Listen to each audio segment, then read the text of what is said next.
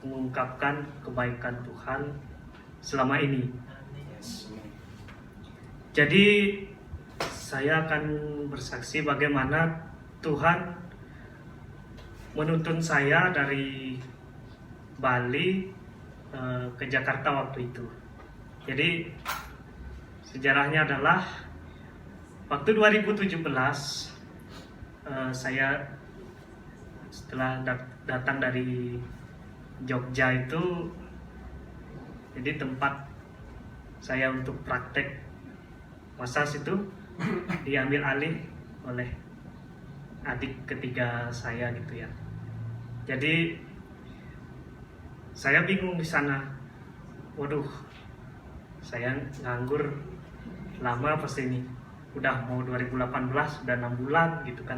Jadi tidak ada kepastian yang menunjukkan bahwa saya tuh bisa praktek lagi di rumah gitu. Jadi saya iseng waktu itu, ada laptop punya kakak saya, itu saya coba searching di Google ya. 2018 tuh udah lumayan canggih juga lah Google gitu. Jadi saya ketik di sana yayasan untuk belajar Alkitab. Saya pikir daripada saya nganggur, mendingan saya belajar Alkitab aja kan gitu. Jadi ketemulah suatu yayasan di Jakarta Timur, tepatnya kan di Duren Sawit itu. Jadi saya coba untuk waktu itu kirim pesan lewat Facebook, itu lama balasnya. Jadi saya kirim SMS aja, waktu itu WhatsApp belum terlalu mengenal orang gitu. Jadi saya kirim SMS, puji Tuhan ditanggapi dengan baik. Akhirnya kami melakukan via telepon ya, jadi menanyakan bagaimana kesiapannya. Waktu itu saya agak Yakub dikit sih. Yakub kan gitu ya, mengakali kakaknya. Jadi saya ditanya, Kadek bagaimana, bisa apa aja? Aduh, saya nggak bisa apa-apa Pak. Terus bagaimana, udah pernah sekolah belum? Belum Pak, belum pernah sekolah, padahal saya baru tamat ya dari. Jadi dari situ mereka pikir-pikir, wah mangsa yang empuk nih gitu. Padahal saya duluan logatnya itu saya kenal sekali, wah tukang suka memanfaatkan nih, coba aja lah gitu. Jadi saya bilang, saya nggak bisa apa-apa Pak, main HP pun saya nggak tahu gitu. Jadi mereka terima. Akhirnya gara-gara hasil mengakali Yakub tadi, puji Tuhan diterima. Jadi sebelum itu saya doa dulu dong pasti. Tuhan menunjukkan mimpi yang di tempat suatu gedung gitu. Saya tuh diajarkan main keyboard kayak ini. Jadi diajarin oleh pengasuh di sana gitu. Saya pikir, wah berarti diizinkan dong ke sana nih, berarti bisa dong pakai Yakub aja lah gitu caranya. Kalau saya kasih tahu yang sebenarnya, pasti mereka akan mikir-mikir gitu. Wah, saya memasukkan orang yang sudah ini nih udah plus nih gitu. Jadi bahaya nih gitu nanti pikiran mereka kan gitu. Jadi dari sana disuruh mempersiapkan dokumen, berkas-berkas, foto segala macam, puji Tuhan dilancarkan. Terus bulan Juninya tanggal 6 ya 2018 tuh saya resmi ikut mereka, ikut nebeng waktu itu ya. Mereka belum curiga bahwa saya tuh Yakub gitu kan.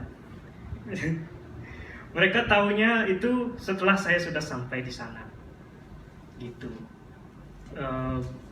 itu anak-anak yang bilang ya, karena anak-anak di sana yang membocorkan, wah Pak, ternyata Bapak membawa orang plus dari Bali, masa udah langsung bisa mainin komputer saya. Dari sana lah mereka curiga, kamu sebenarnya udah sekolah apa belum? Belum Pak, itu akal-akalan mereka aja kali, saya gitu. Masih ngelak ya.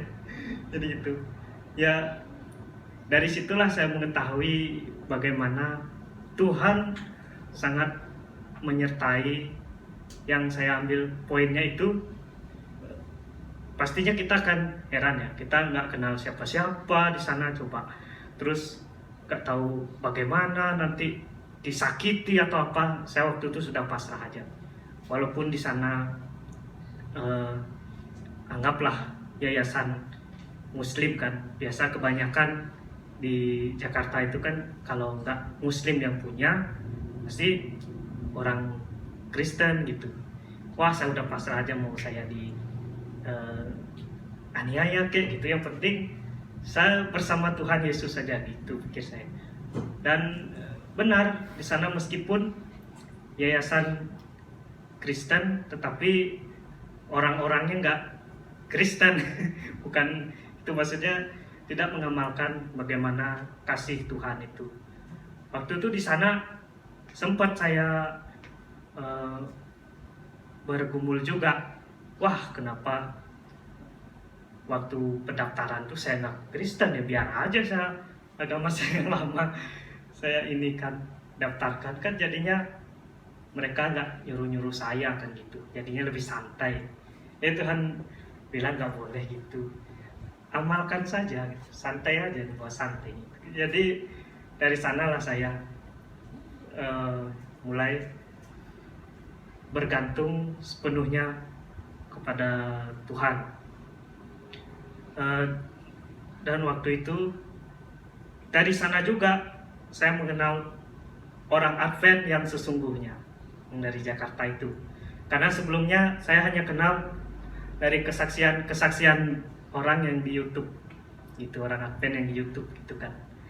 Jadi saya ketemu orang aslinya langsung, saya pikir kok sedikit ya gitu, orang yang ini banyak. Dan di sana juga ada yang anti Advent gitu, jadi mengatakan wah Advent tuh ininya perjanjian lama aja gitu, minggu mereka sekolah coba gitu, ada yang gitu. Tapi nggak pengaruh sama saya karena saya penasaran, gimana sih ajarannya gitu. Karena kalau saya belum tahu tuh gak hilang penasarannya gitu. Jadi tanggapan negatif dari orang tuh gak masuk gitu, gak ngaruh gitu kan. Jadi karena anak angkatnya orang Advent tadi meninggal di panti itu, akhirnya saya udah putus komunikasinya, nggak ada lagi gitu. Jadi udah gimana ya, kayak putus asa gitu, nggak dapat dong kenalan lagi gitu. Jadi dari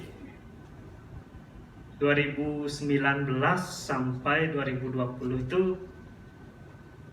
kebetulan COVID-19 melanda kota ya. Jadi semua harus dirumahkan, termasuk saya juga harus diasramakan. Jadi stres lah kita gitu. Ya, dan akhirnya bulan Juni juga 2020 teman saya menawarkan yang sudah alumni itu, Kadek, kamu mau nggak ibadah Advent? Waktu itu namanya Pondok Berkat, enggak sih dia bilang Advent. Mau nggak ibadah ikut Pondok Berkat itu? Saya mikir dulu, wah jangan-jangan sama nih kayak di sini, kayak GBI sama aja gitu. Aku pikir dulu lah gitu, gue pikir dulu lah gitu kan. Oh ya, kasih keputusannya hari Jumat ya gitu. Saya pikir nih, ibadah? Enggak. Ibadah? Enggak. Jadi ya coba aja lah gitu. Siapa tahu mendapatkan hari kasih di situ kan gitu.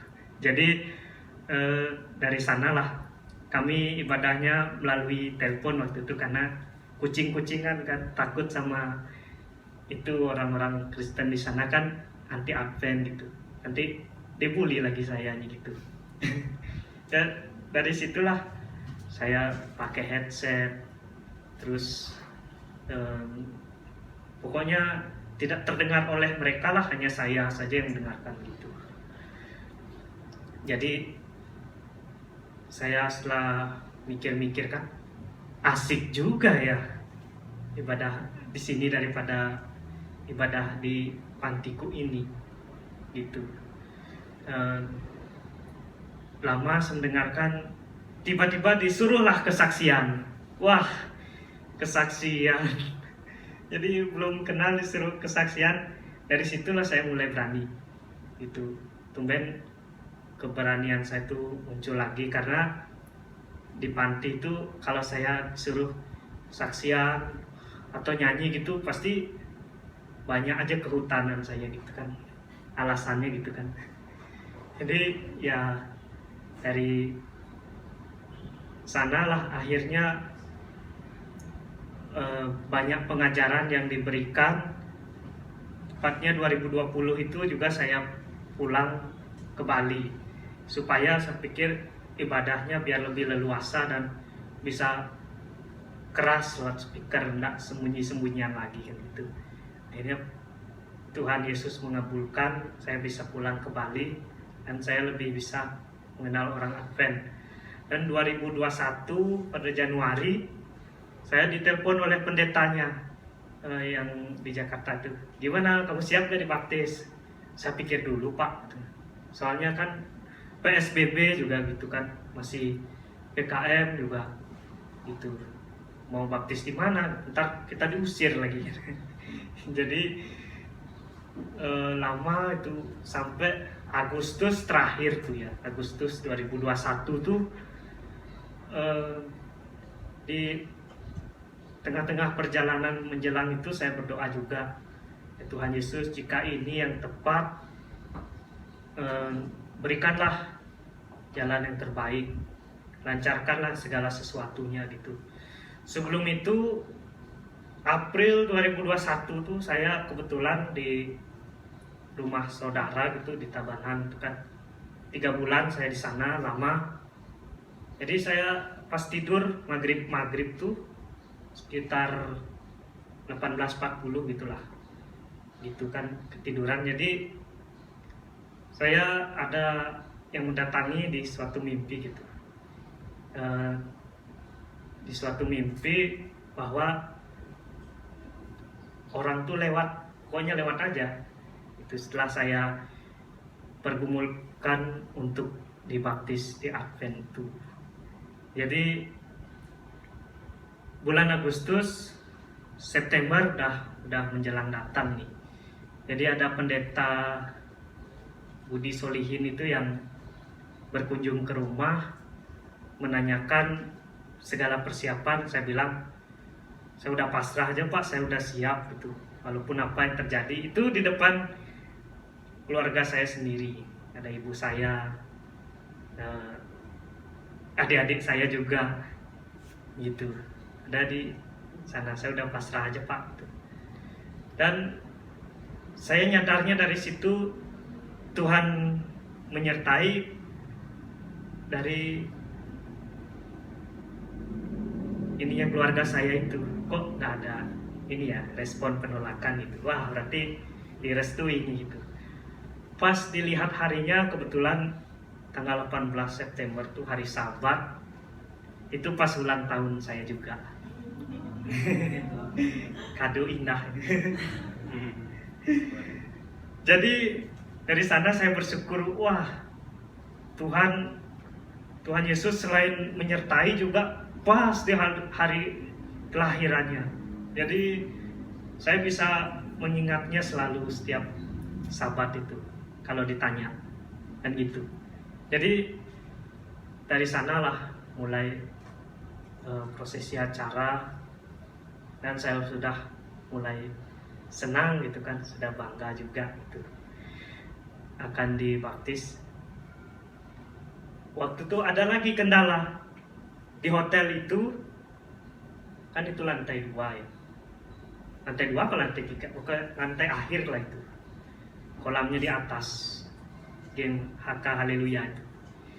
Terus saya udah di pinggir kolam itu, mau menuju kolam kayak gini, itu kan pokoknya saya tuh jalan biasa aja gitu, kayak ada yang megang di belakang sini gitu. Makanya ada tuh videonya, masih saya simpan, direkamin oleh Zoom-nya Pondok Berkat waktu itu. Mereka ikut nonton juga, karena mereka udah bilang, kalian udah nonton kita waktu dibaptis, sekarang kita yang nonton kalian, giliran. Jadi disitulah waktu saya datang ke Caringin tuh, mereka tuh gregetan. Aku tuh gregetan lo lihat videonya. Saya bilang, kenapa gitu? Kok kamu ke kolam tuh sendiri aja gitu? Sendiri bagaimana, orang ada tangan? Mana orang videonya? Kosong tuh, nggak ada orang. Woi, tega kali orang-orang di sana gitu. Ya biar aja lah, yang penting saya nggak jatuh, kan nyampe juga ke kolam. Jadi gitu mereka yang protes, mereka yang sewot. Saya nggak tahu, orang saya ada yang mampah dari belakang tuh gitu. Dia bilang, oh gitu ya, coba aja lihat videonya, pasti kosong tuh, nggak ada orang. Itu jadi dari sanalah Tuhan menyertai gitu kan. Jadi setelah saya dibaptis tuh, saya mulai hari-hari yang selanjutnya yang Tuhan akan tunjukkan. Saya sudah siap tuh dengan segala sesuatu, karena sebelumnya itu sudah dibisikkan bahwa harus mandiri, harus selalu pokoknya bergantung kepada Tuhan nanti di 2022. Dan akhirnya benar, saya itu di sekolah ada sih asramanya, cuman saya nggak diterima gitu. Memang saya sudah mendapatkan wahyuan itu bahwa gak boleh mengeluh, harus sendiri gitu. Kadang-kadang mengeluh juga sih gitu, karena jauh kan. Tapi mengeluhnya nggak sampai langsung menyerah gitu kan. Jadi ya itu dulu lah mungkin kesaksian saya mengenai kebaikan Tuhan Yesus. Terima kasih. Amin. Terima kasih Bu Kade yang sudah menyaksikan bagaimana Tuhan menyertai dan menuntun kehidupan Bu Kade dari waktu ke waktu. Saat ini mungkin masih ada lagi yang ingin bersaksi.